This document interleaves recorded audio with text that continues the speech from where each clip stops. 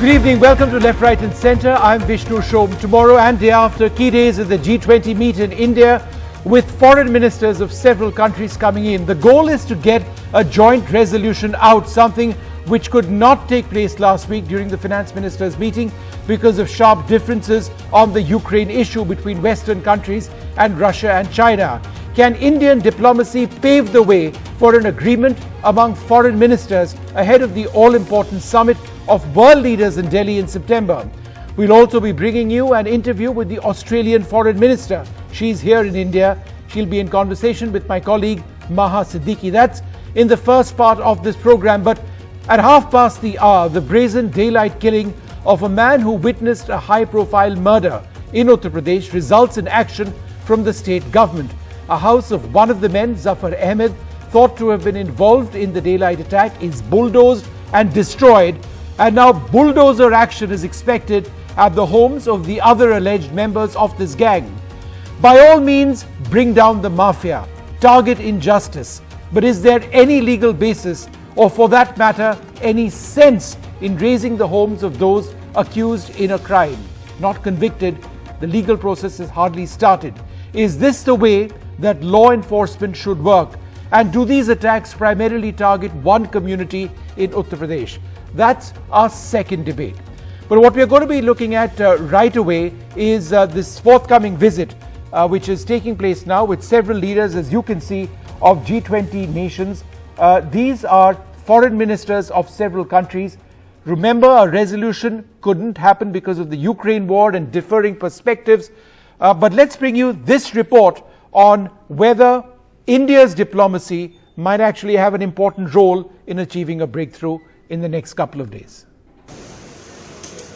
In less than 24 hours, these foreign ministers of key G20 nations will either make or break the possibility of arriving at a joint resolution, a key step in the G20 process of which India is the president. The stumbling block is Ukraine.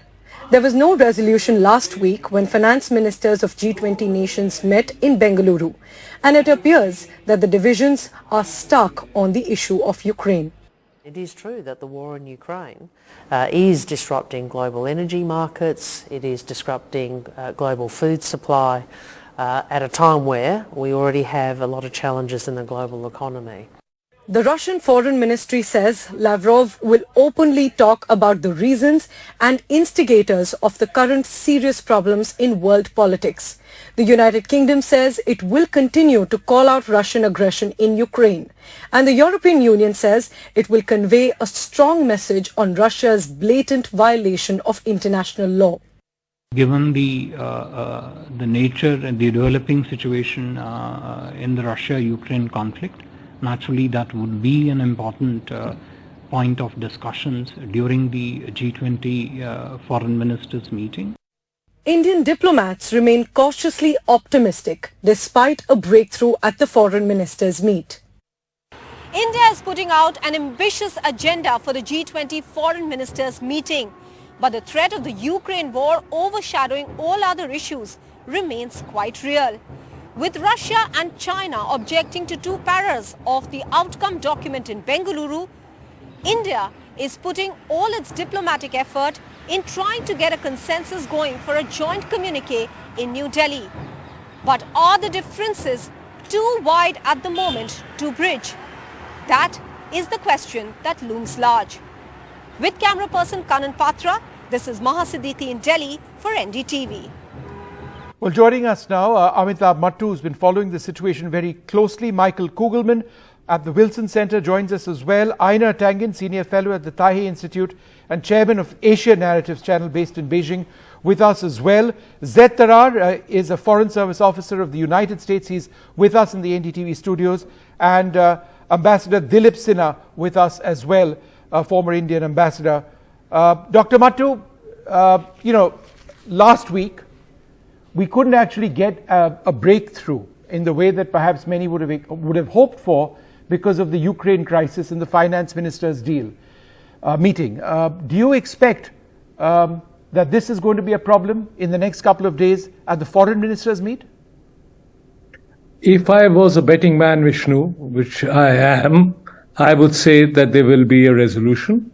I think the very fact that you have the new Chinese Foreign Minister, Qin Gang, Sergei Lavrov, Antony Blinken and Jai Shankar, and of course, someone who's an outstanding Foreign Minister, Penny Wong of Australia. I think there is a will, there's a capacity, and obviously, as you point out, there's a Manichaean divide over the war in Ukraine. But the very fact that you have all these heavyweights sitting in New Delhi, I think they will strike a balance. Everyone realizes that this war is a devastating war. This war should end, as India has stated, and that diplomacy must be given a chance. So frankly, I think this is a moment. This is a moment for India. This is a moment for India's diplomatic triumph.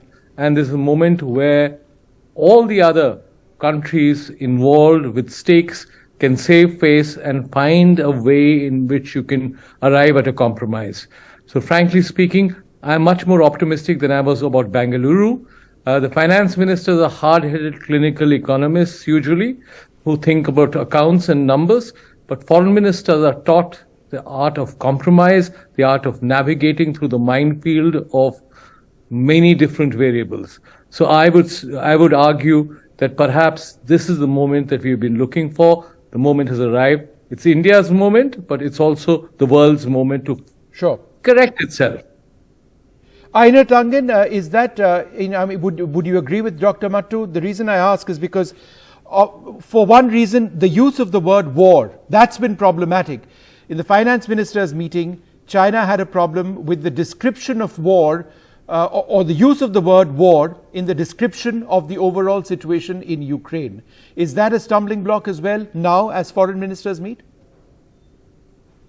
Well, I think for China's point of view, they want to get away from finger pointing, trying to label things. You obviously have a conflict here. It is affecting the entire globe.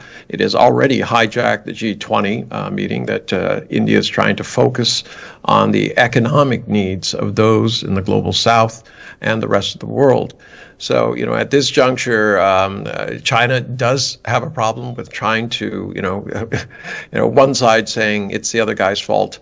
That will not be beneficial. I don't know how you get people to the table when they're insisting that the other guy has to give in completely. So at this juncture, I think it's really important that Qin Gang meets with his Indian counterpart, Jai Shankar, and that they come to some sort of idea about how not just China, but India, perhaps South Africa, Brazil, a lot of the BRICS and other countries can sit down and try to restore the trust that was lost, during this entire process. I mean, from Russia's point of view, they say NATO has expanded.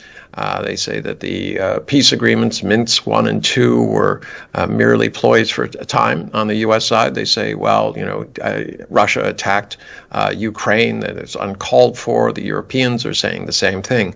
But that's not going to solve anything. So at this juncture, it has to be diplomacy. I don't think there's going to be a major breakthrough. I hope I am wrong, and I hope my colleague is correct. But at this juncture, it really is incumbent on the rest of the world to bring the developed world and Russia and Ukraine together. Zed Tarar, your thoughts? Are you optimistic of a breakthrough? Because the language in describing the Ukraine situation has been very different and very divergent from, let's say, the United States, the United Kingdom, and France, and say China, and obviously Russia. Do you believe that the language or the discourse in describing the situation in Ukraine will prevent an actual resolution, a joint resolution, from happening? Vishu, thanks for having me. As you know, I'm the Hindi and Urdu spokesperson for the state. Sure, you're welcome to speak in Hindi. Please go right ahead. Hindi Urdu में जवाब दूंगा क्योंकि जी जरूर, please go ahead. तो देखिए, असल में राष्ट्रपति बाइडेन का ये सोच है कि अगर हमने यूक्रेन युद्ध को रोकना है, बंद करना है, तो एक ही रास्ता है, और वो ये है कि हमने यूक्रेन को सपोर्ट देना है, जारी रखना है उसको। और उसी वक्त हमने रूस को बहुत साफ तरीके से, बहुत ऊंची आवाज़ में ये कहना है कि जो हम देख रहे हैं इस वक्त यूक्रेन में, कि वो गलत है और वो बर्दाश्त नहीं होगा। तो उम्मीद यही है कि हमारे एलाइज और पार्टनर्स के साथ एक ही आवाज़ में हम पुतिन को ये पैगाम दे सकें। जहाँ तक G20 का स्टेटमेंट है, आएगा नहीं आएगा, ये अब अगले 24 घंटे में हम देखेंगे। उम्मीद तो यही है कि हम एक कंसेंसस में पहुँचे। हमेशा यही ऑब्जेक्टिव यही होता है इन बैठक में, लेकिन इस वक्त तो खैर मैं नहीं कह सकता क्या होगा। But Tarar Sahab, I think the question is this. I mean, is the expectation of the United States that Russia would be directly named and in a sense targeted in any expected resolution that you expect, right? Is that what the expectation of the US would be, is? Because again, it's the point mentioned by China and to a certain extent India as well, is that there needs to be a path that brings both sides together. So for example, India in the United Nations General Assembly, in the last resolution against Russia, which we abstained from, said that both sides need to be a party to this. You can't just have a one directional sort of resolution or attempt at a resolution.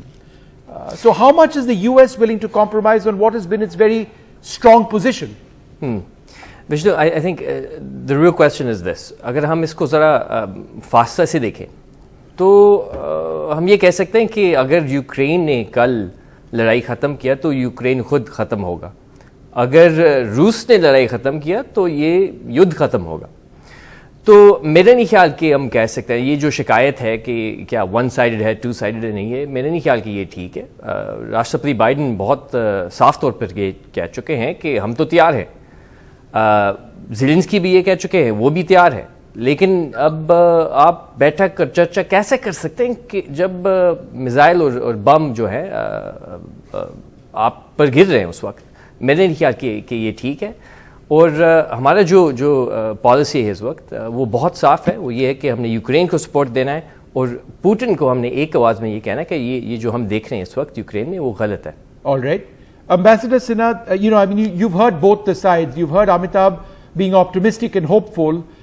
You've heard Mr. Tangen sort of saying that there are concerns over the US also very clear that, they will follow their policy and their philosophy thus far.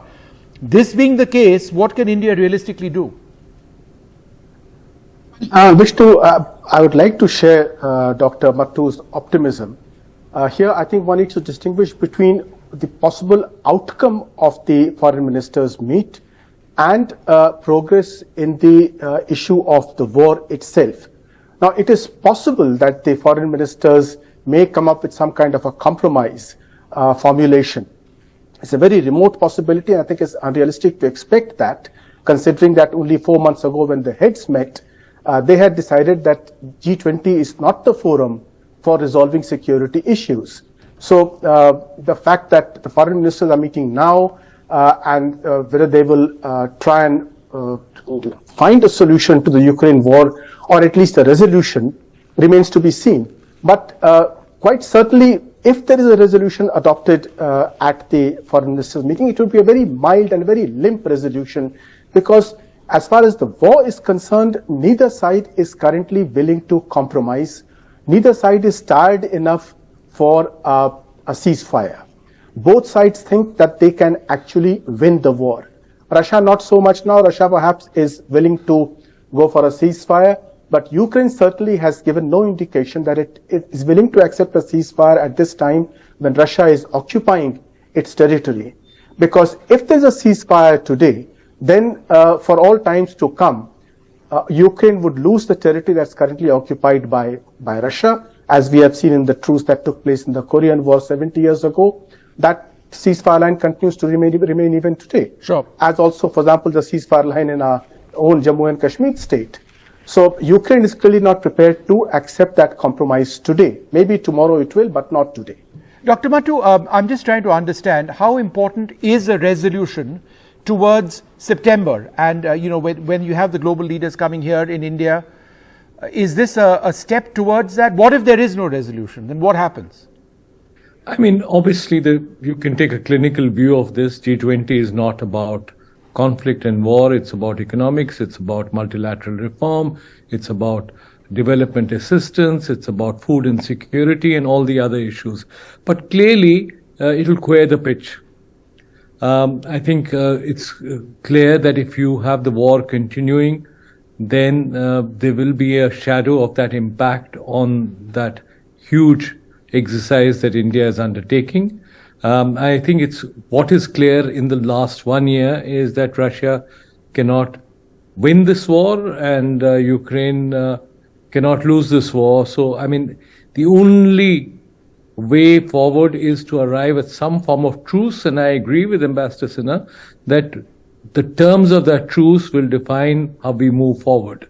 And it's for India, which has the space and which has carved out the leverage to try and negotiate ways in which Putin doesn't lose face, Ukraine is not seen as a victor, and we can go back to multilateralism in a manner that will be acceptable to the main actors, and especially the G20. It's a huge challenge, but that's what diplomacy is all about.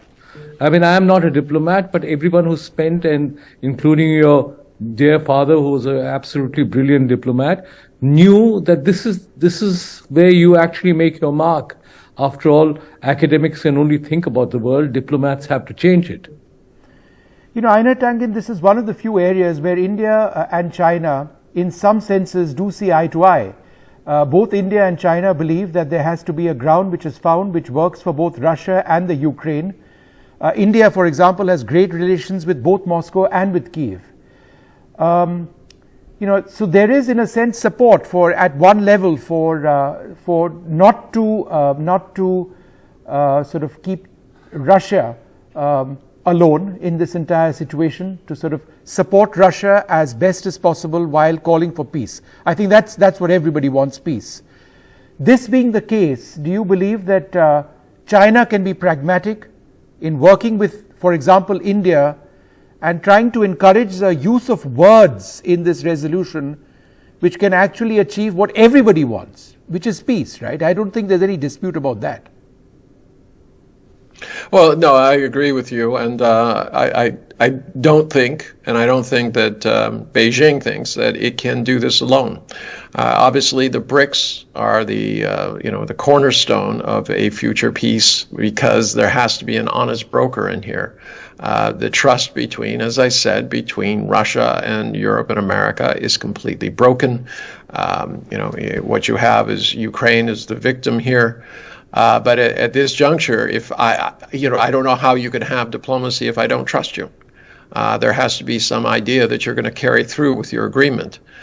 Based on past circumstances, that's not going to happen, not with these players alone. So it has to be outside players, and I think that is China's idea. But it's, as I said, it's going to take cooperation from South Africa, Brazil, India, other nations, Indonesia, who can weigh in here and say, listen, there has to be a peace process here, because this is going way beyond. You're victimizing not only the countries of Europe and Central Asia, but also the rest of the developing world. Mr. Tangen, a couple of points. Firstly, there is this fear, it's certainly in Ukraine, that China may be looking at selling arms to Ukraine. I just wanted to understand from your standpoint as an expert, is there any truth in that? Absolutely not. I mean, obviously I could be surprised, but it doesn't make sense. China is on a daily basis saying that, they object to this selling of arms and pushing more arms into Ukraine because they believe that's pouring gasoline on the fire. I don't think the answer to pouring gasoline on the fire is pouring more onto it. So at this juncture, both sides, as everyone here has agreed, peace is the ultimate goal here. It has to be negotiated. It's not going to come on the battlefield. I don't care what jingoistic war mongers think. This is not a situation where one side is going to win and the other side is going to lose. And if it did happen and it involved Russia, we're facing very serious consequences. And this is what is really motivating Beijing. They're really concerned about the possibility of a nuclear war. And right now, they fear that the forces involved, especially the U.S., is kind of sleepwalking into it with this kind of jingoistic jargon about how it's necessary to start pointing fingers. It doesn't help that Russia does the same thing. So at this juncture, cooler heads have to be brought in, and there has to be a system of trust, and that means there has to be honest brokers, and those are not the parties that are currently at the table. Ambassador Sinha, would you like to respond to that? Because again, this is an area where there is, in a sense, some similarity in the Chinese and Indian positions. Nobody wants this to get into a nuclear situation. I think India has also warned against the dangers of, of getting into that realm. China certainly has as well. So that's another area where both sides are absolutely clear, working together.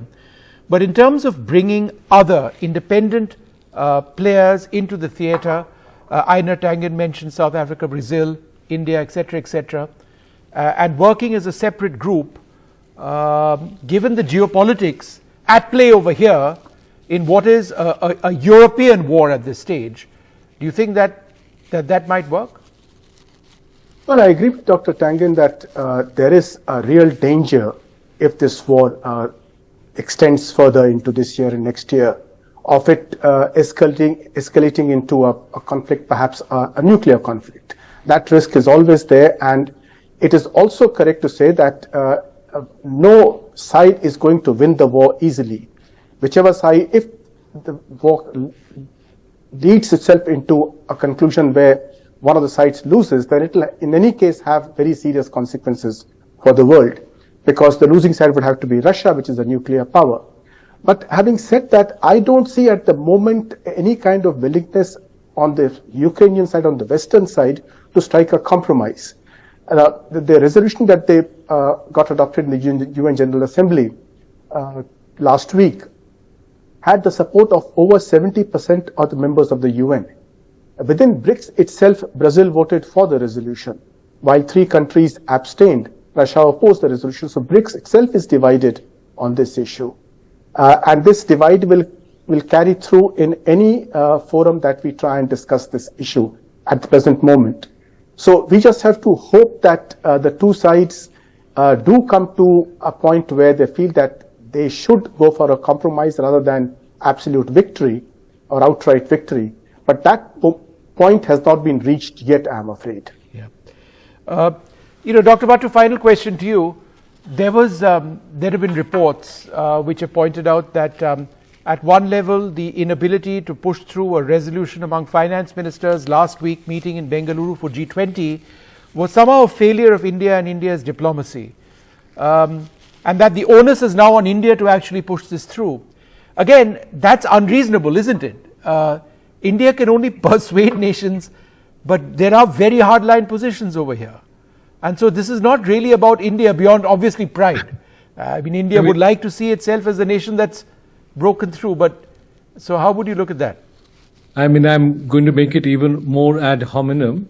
Both Minister Nirmala Sitharaman and Minister Jaishankar are products of JNU, and they're outstanding products of Jawaharlal Nehru University. And of course, I think the onus on arriving at a consensus or a resolution in Bengaluru didn't depend on Minister Sitharaman's abilities. She's outstanding. And but I think the times have changed. It's a week, they say, is a long time in politics. It's a huge time in diplomacy.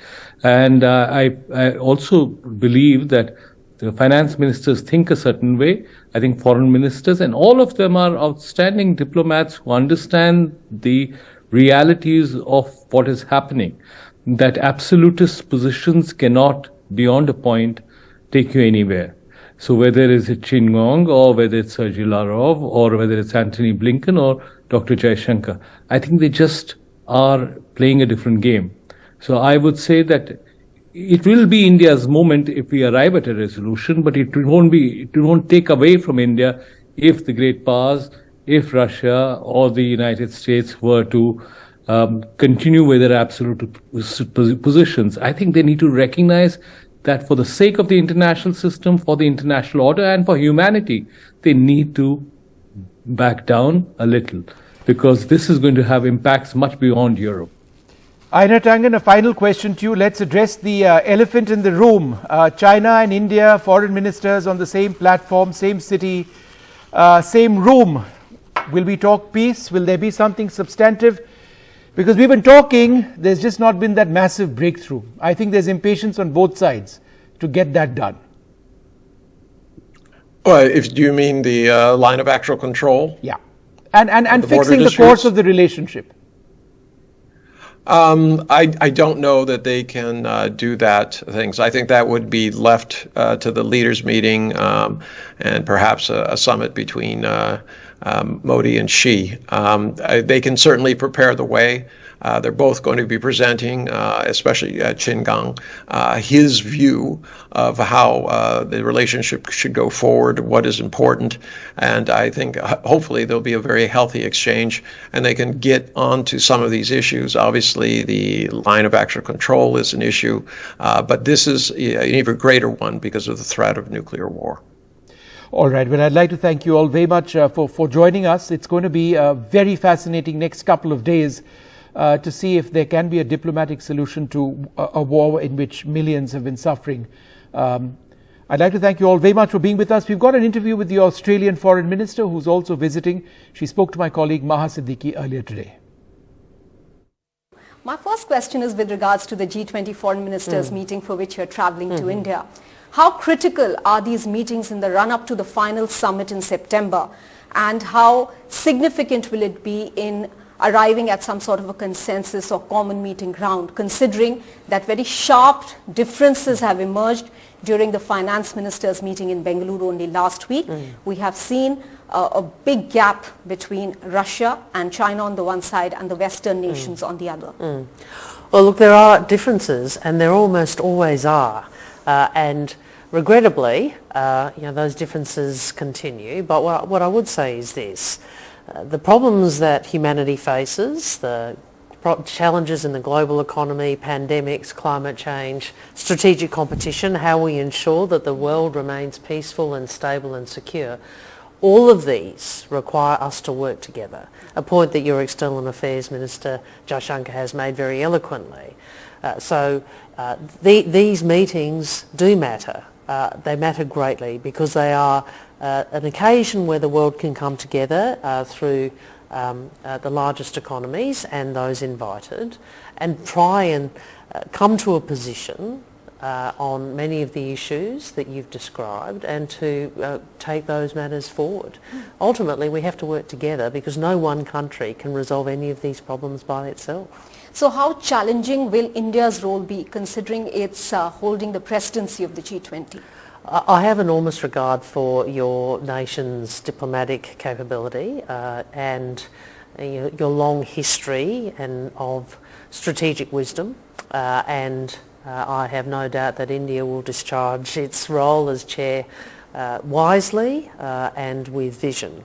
What I would say is Australia as a close friend, I hope a trusted friend, as a comprehensive strategic partner of India, we will do all we can to support India in ensuring this G20 is a success. We are seeing the Ukraine war continuing. It's been 1 year now, and the spillover effects in energy crisis, in food crisis are going well beyond the borders of Europe. Under these circumstances, why are the leaders of the largest economies, the most powerful leaders of the world, failing in finding and pushing for a resolution and ending the war? This war has been